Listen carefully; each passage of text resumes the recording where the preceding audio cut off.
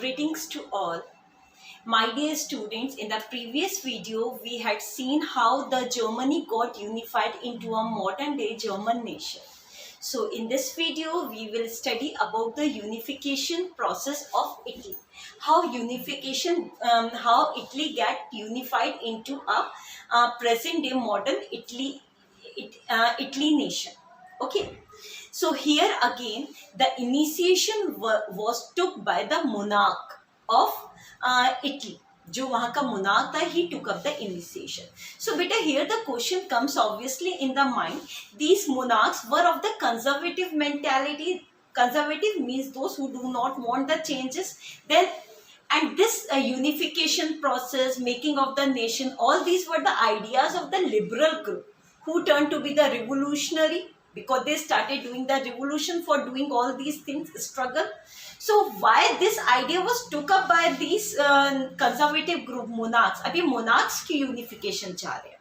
So they had their own interest, because now they understood after the changes done in Europe by the Napoleon. Napoleon ने जो changes किए थे, मैंने आपको बताया था during the time of the Vienna Congress. तो वो जो changes उनके benefit के थे, वो उन्होंने नहीं बदले थे. So for the economic, because these monarchs, why they were ready to did the unification? For the economic development, because they know that by the unification, now it is divided into a small states now. So when it got totally unified, then the political by the unification, the economic development took place, plus the political domination also they got. Okay, because of this reason they were ready for the unification. So firstly beta, we will study that how into how many parts the Italy was divided before the unification. Before the unification, the Italy was divided into the 7 fragmentation. Fragmentation means 7 parts में 7 अलग अलग उसमें था.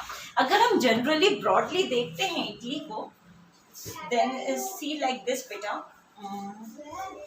This is the Italian state. Okay, so the North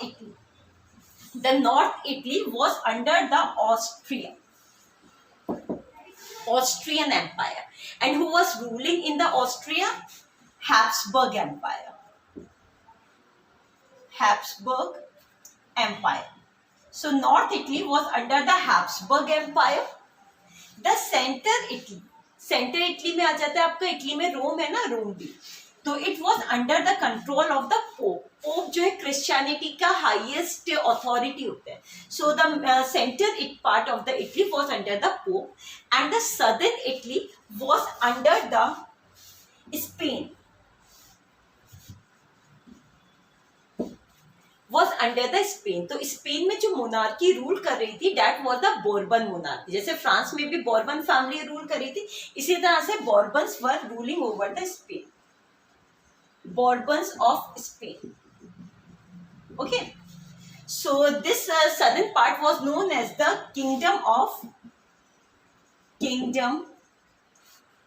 of two Salices, and only two states, that is, one is the Piedmont and Venetia. Yeah, Sardinia and Piedmont. These two only were under the Italian princely house. What I told you, Italy was divided into many political fragments, around 7. So the main broad classification I have shown you that North Italy किसके under में था? It was under the Austria में कौन rule कर रहा था? Habsburg Empire. In South, kingdom of two Salices were ruling, means the Spain of the Bourbons were ruling over there. The center part of the Italy was under the Pope control, because the Rome was there, the center of the Christianity. And only two places, that is the Sardinia and Piedmont. These two were only under the control of the Italian princely house. So here the initiation was taken by the Italian princely house for the unification. Okay. But before this initiation, remember the one name that was of the Mazzini, Giuseppe Mazzini. You have studied in the beginning of the chapter. Giuseppe Mazzini. So the first step for the unification was taken up by the Giuseppe Mazzini, who was a revolutionary, and you all know that Giuseppe Mazzini established a secret society known as the Young Italy. So first step was taken by the Giuseppe Mazzini. Then second, during the time of the revolution of 1830s and 1848, the revolutionary activities took place in Italy, but they all were suppressed. Then finally, as in the case of Germany, here in Italy also, the initiation was taken by the monarch, that was the princely house of Italy, for the unification. And here the responsibility was given to the chief minister of the minister of Italy, that was the Cavour. point number 3. The responsibility was given to the Cavour, chief minister Cavour. So Cavour is known as the Bismarck of Italy. जैसे Bismarck ने Germany को unify करने में important role play किया था, in the similar way here the minister Cavour played a important role in the unification of Italy. So he is also known as, that's why the Bismarck of Italy. अब बेटा, now study about this Cavour. Cavour was himself not a liberal, not a person who want by the heart to unify, not the nationalist one के देश प्रेम है बहुत ज़्यादा, उसको unify चाह रहा है करना. Even he did not know the Italian language, उसे इटली भी नहीं आती थी. Like the, you all know the about the elite class of the Europe. Europe में जो भी elite class हुआ करते थे, they were well versed in French language. So similarly, Cavour was also well versed in French language, and he himself can't be able to speak well Italian language. But why he played an important role here in the unification? Because he was given the responsibility by the king, by the princely house. So it was his duty only.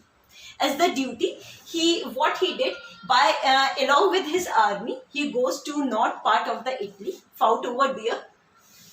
He made a tractful alliance with the Austria and was able to send back the Italian forces from here. To send back the Austrian forces from here. तो north Italy को Austria से के कब्जे से बाहर निकाल दिया. ठीक है. So the North Italy now came under the control of the Italian princely house.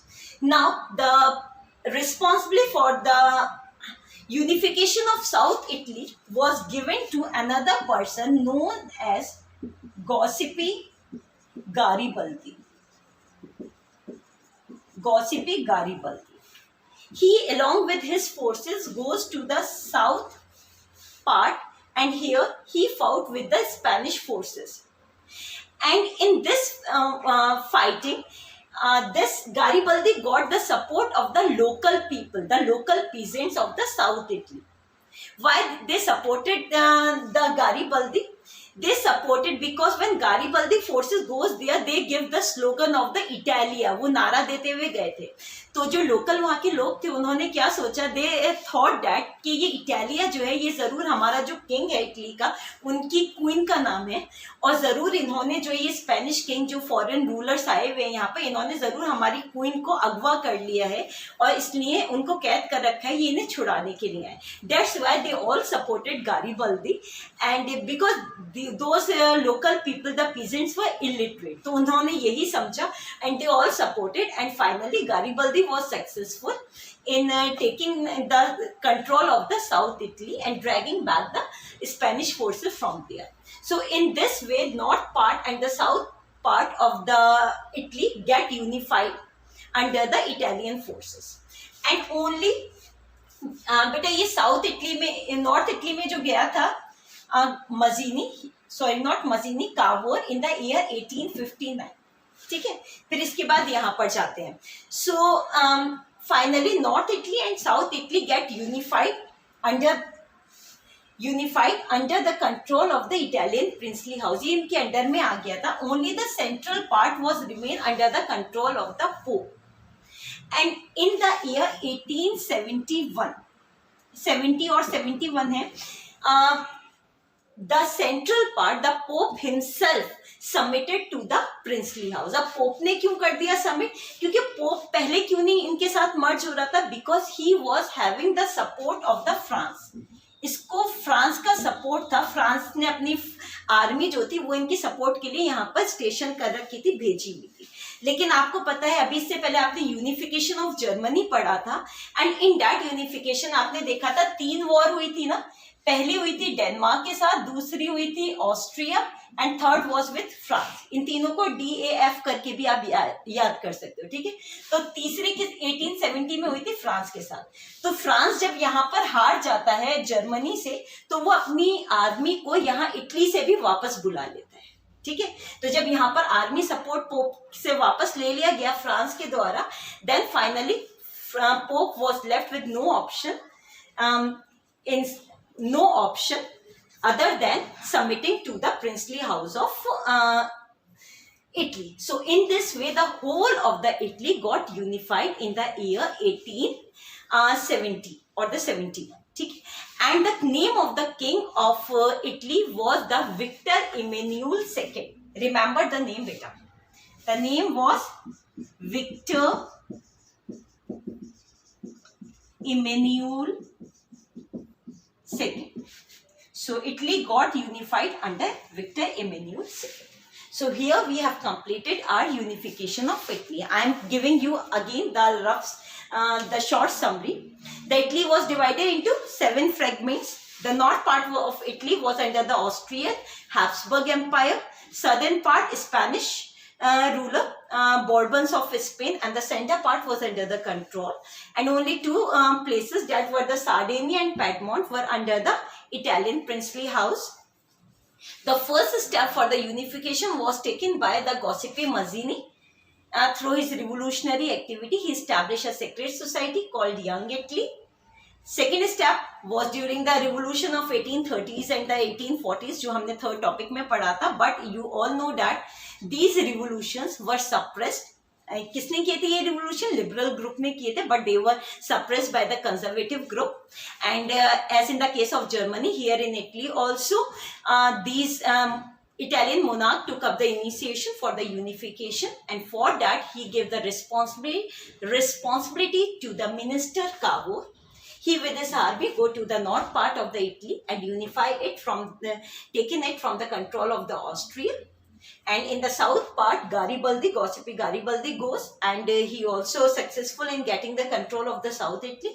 And only the center part was left, which was later on in 1870s got merged. Pope himself merged because the France took up their help, which they were given to Pope. So finally, the Italy got unified in 1870s under the monarch Victor Emmanuel II. Thank you.